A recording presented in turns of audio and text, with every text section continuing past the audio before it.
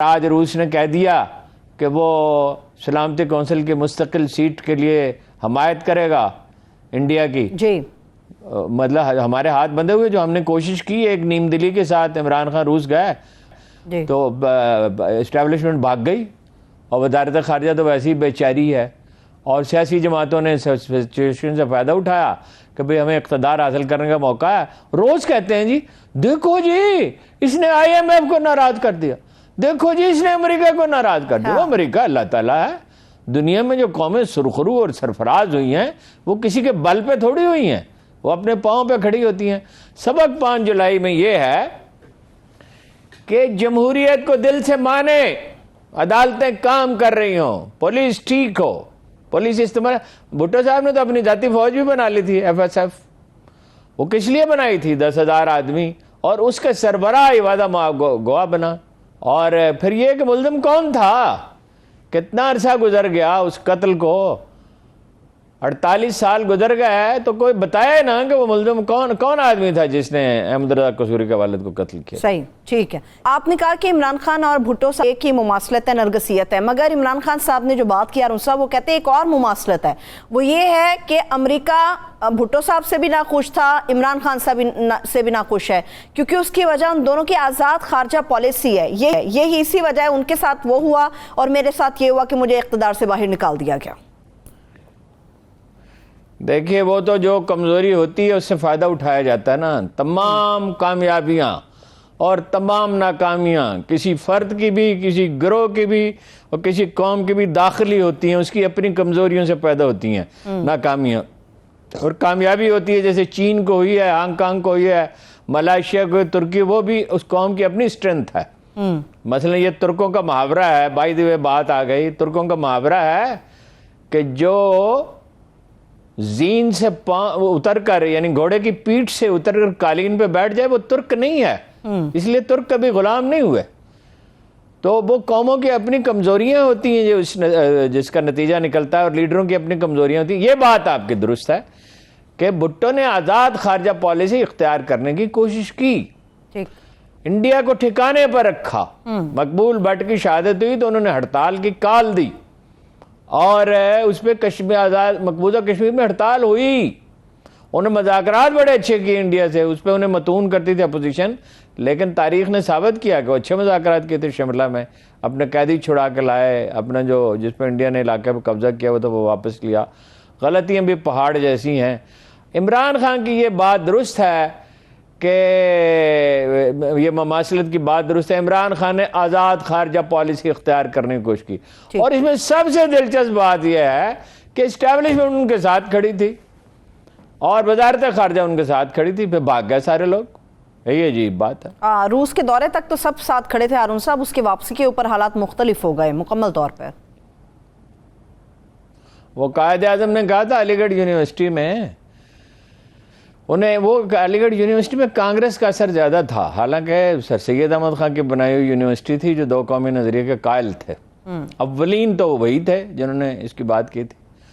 تو قائد اعظم نے کہا تھا جب وہاں انہیں بلایا گیا تو انہوں نے 2 بہت اہم باتیں کہیں. ایک تو خیر یہ طنزیہ جملہ تھا جو بالعموم وہ نہیں کہتے تھے، جب کسی کے دن پھرتے ہیں تو کسی غریب کے دن پھرتے ہیں، امیر اسے یاد کرنے تو امیر رشتہ دار اسے یاد کرنے لگتے ہیں. تو جب کوئی آدمی جو ہے مصیبت میں مبتلا ہوتا ہے تو لوگ اسے چھوڑ جاتے ہیں، لیکن یہ بھول جاتے ہیں کہ فیصلے کس کے ہاتھ میں ہیں. صحیح، ٹھیک ہے. ہارون صاحب، عمران خان صاحب نے یہ بات کی ہے اور وہ بار بار دہرا رہے ہیں. پروگرام میں آغاز پہ یاسمین راشد صاحبہ سے متعلق آپ نے بھی بتایا کہ کس طرح سے ووٹرز کا تناسب بدل رہا ہے. عمران خان صاحب نے کہا کہ پنجاب انتظامیہ پوری کوشش کر رہی ہے کہ جو مخالف پارٹی ہے ان کے امیدواروں کو کامیاب کرے. میرے پاس ایک کلپ ہے، آپ کی اجازت سے وہ کلپ میں اپنے دیکھنے والوں کو شیئر کروں گی. یہ کسی گاؤں سے بھیجا کسی نے. بالکل، وہ ذرا شیئر کرتے ہیں اور بتاتے ہیں کہ کس طرح سے ووٹرز کا تناسب بھی بدلا جا رہا ہے اور کس طرح سے ڈرایا اور دھمکایا بھی جا رہا ہے. دیکھا کہ کس طرح سے امیدوار نون لیگ کے جا رہے ہیں، پولیس ان کے ساتھ ہے، اور کس طرح سے ڈرایا دھمکایا جا رہا ہے، دھمکیاں دی جا رہی ہیں کہ یہ کر دیں گے وہ کر دیں گے. کہ یہ طریقے سے وہ کامیاب ہونے کی کوشش کر رہے ہیں؟ نہیں، مگر کامیاب ہو جائیں گے تو کیا ہوگا؟ بھٹو نہیں جیت گئے تھے، بعد میں وہ مانتے بھی تھے کہ 30-40 سیٹوں پہ دھاندلی ہوئی ہے اور وہ دوبارہ الیکشن کرانے کے لیے تیار ہو گئے تھے. لیکن انہوں نے اتنا وقت گزار دیا. ہر چیز کا ایک وقت ہوتا ہے, اس میں اصلاح کر لینی چاہیے. وہ 16 ملکوں کے دورے پہ چلے گئے, 16 ملکوں کے, ذرا غور فرمائیے, مذاکرات بیچ میں چھوڑ کے. اور پھر انہوں نے جب فوجی افسروں سے یہ کہا, جنرل ضیاء الحق سے اور دوسرے فوجی افسروں سے, کہ مل کر حکومت کرتے ہیں, تو انہوں نے اس کی کمزوری ڈسکور کر لی. میں نے ضیاء الحق خاندان کی خواتین کے انٹرویو کیے یہ سمجھنے کے لیے. یہ بہت پرانی بات ہے, یعنی 88 میں, 88 کے آخر میں اور 89 میں کچھ کیے, یہ معلوم کرنے. گھریلو خواتین جو کہ پرانی وضع کی خواتین, کہ جنہیں کوئی سیاست کا پتہ نہیں تھا, کہ ایسے ہی طریقے سے ان سے پوچھا کہ بھائی کیا کہتے تھے جنرل صاحب یہ جب PNA نے تحریک شروع کی بھٹو کے خلاف, تو وہ کہتے تھے شر پسند ہیں, خرابی کر رہے ہیں, فساد پھیلا رہے ہیں. اپریل کے آخر تک تو وہ یہی کہتے رہے جہاں تک مجھے یاد ہے. اور پھر جب انہوں نے دیکھا کہ بھائی یہ تو ملک جو ہے وہ سٹینڈ سٹل پہ ہے اور معیشت رک گئی ہے اور ایک دوسرے کی گردنیں کاٹنے کے درپے ہیں, تو ظاہر ہے انہوں نے اپنا فوج نے فیصلہ کر لیا. اور یہ بڑی افسوسناک بات ہے, ظاہر ہے فوجی حکومت کوئی اچھی حکومت تو نہیں ہوتی. چلیے بریک سے آپ واپس آ کے ہمیشہ میں دہراتا ہوں, سول ادارے ہوں گے تو ملک ترقی کرے گا اور استحکام آئے گا, پائیدار استحکام آئے گا. فوجی حکومت جو کچھ بناتی ہے, ضیاء الحق نے تاریخ ساز کامیابی حاصل کی. 13 لاکھ افغان قتل ہوئے اور 60-70 لاکھ نے ہجرت کی. 5000 برس پرانے دیہات ادھیڑ دیے گئے ہیلی کاپٹروں کی بمباری سے, لیکن انہوں نے روس کو نکال پھینکا. As a general he was a great general, اس میں کوئی شبہ نہیں ہے. انڈیا غیر مستحکم تھا علاقے میں, بنگلہ دیش غیر مستحکم تھا, صرف پاکستان ایک مستحکم ملک تھا. افغانستان میں تو خیر جنگ ہو رہی تھی. لیکن ہوا کیا اس کے بعد ایک دن طیارہ پھٹ گیا. فوجی حکومت تو کوئی حکومت نہیں ہوتی, نہ فوج کا کوئی عمل دخل ہونا چاہیے. اگر ہم اپنے تجربے سے یہ بھی نہیں سیکھ سکے تو ہم نے کیا سیکھا؟ صحیح, بالکل. ایک بریک لے لیتے ہیں, جب سے واپس آئیں گے تو ہارون صاحب سے سیاست سے متعلق گفتگو کو لے کر آگے بڑھیں گے, جس میں خواجہ آصف صاحب کے اس الزام کے اندر کتنی صداقت موجود ہے کہ عمران خان صاحب نے ڈونلڈ لو سے معافی مانگ لی. اس کے ساتھ ساتھ یہ بھی جاننے کی کوشش کریں گے اسمبلیوں سے جو مستعفی ہو گئی پاکستان تحریک انصاف, کیا یہ اس کی غلطی تھی یا پھر درست فیصلہ تھا؟ بریک لیں گے, ساتھ رہیے. بریک کے بعد ایک بار پھر سے پروگرام میں ہم آپ کو خوش آمدید کہیں گے. ہارون صاحب, ایک تو اسمبلیوں والا معاملہ ہے, یہ بات ہو رہی ہے کہ اسمبلیوں سے مستعفی ہو کر شاید تحریک انصاف نے کوئی بہت بڑی غلطی کی ہے, اگر استعفے نہ دیتی تو آج اپنی جنگ بہتر انداز میں لڑ سکتی تھی. بریک کے بعد ایک بار پھر سے پروگرام میں ہم آپ کو خوش آمدید کہیں گے. ہارون صاحب, ایک تو اسمبلیوں والا معاملہ ہے, یہ بات ہو رہی ہے کہ اسمبلیوں سے مستعفی ہو کر شاید تحریک انصاف نے کوئی بہت بڑی غلطی کی ہے, اگر استعفے نہ دیتی تو آج اپنی جنگ بہتر انداز میں لڑ سکتی تھی. آپ حیران ہوں گے کہ بھائی اپنے ساتھیوں کو, اپنے چیف منسٹر حنیف رحمے کو انہوں نے شاہی قلعے کے تہہ خانے میں رکھا, لاہور کے شاہی قلعے میں. یہ تو جنیجو کے دور میں آ کے ختم ہوا. شاہی قلعے میں لوگ رکھے جاتے تھے تاریخ تہہ خانوں میں. پھر یہ بھٹو نے ایک اور بہت بڑی تاریخی غلطی کی, جس نے ملک کو معاشی طور پہ برباد کر کے رکھ دیا اور آج تک نہیں سنبھلتا ہے اور پھر گر پڑتا ہے, سنبھلتا ہے اور پھر گر پڑتا ہے.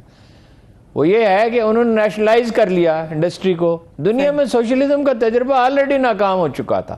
دنیا میں سب سے کم کارکردگی روس کے مزدوروں کی تھی, اٹلی سے جو بدتر تھا اس سے بھی کئی گنا کم تھی.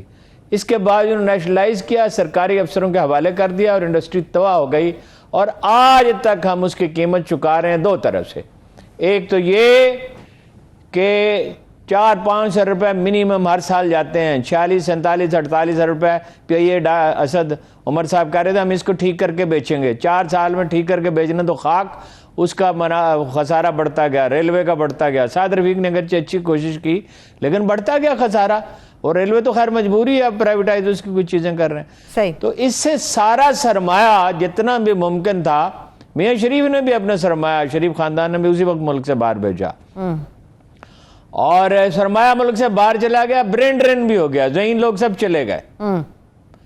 تو یہ دو بڑی غلطیاں انہوں نے کہا. خواجہ آصف صاحب فرماتے ہیں کہ ڈونلڈ لو, اچھا یہ اسمبلیوں کا آپ پوچھ رہے ہیں, اسمبلیوں میں ہاں یہ ایک نقطہ نظر یہ ہے, اور اب دن بدن اس کے حامیوں کی تعداد بڑھ رہی ہے کہ وہ اسمبلی میں اگر موجود ہوتے, اقبال علی محمد جو ایم کیو ایم کے ہیں ان کا انتقال ہوا, اور عامر لیاقت حسین کا ہوا 2 سیٹیں خالی ہوئی, یہ 2 سیٹیں جیت لیتے صحیح. اگر کوشش کرتے, ایک تو تنظیم پہ توجہ ہی نہیں ہے, جیت لیتے تو بڑے سیٹیں برابر ہو جاتی ہیں, اور برابر ہو جاتی ہیں اگر, اور برابر نہ بھی ہوتی, فرض کیجئے 2 سیٹیں کم ہوتی, 2 3 4 سیٹیں کم ہوتی, تو یہ اپنا تو بڑی مشکل, یا اپنا یہ تو 20 آدمی جو چھوڑ گئے تھے, یہ تو چھوڑ ہی گئے تھے, 20 ہیں یا 25 ہیں کہتے ہیں قومی اسمبلی میں, تو لیکن یہ ان کی تو پوزیشن بہت خراب ہو جاتی اور بہت دباؤ ڈالنے کی پوزیشن میں ہوتے.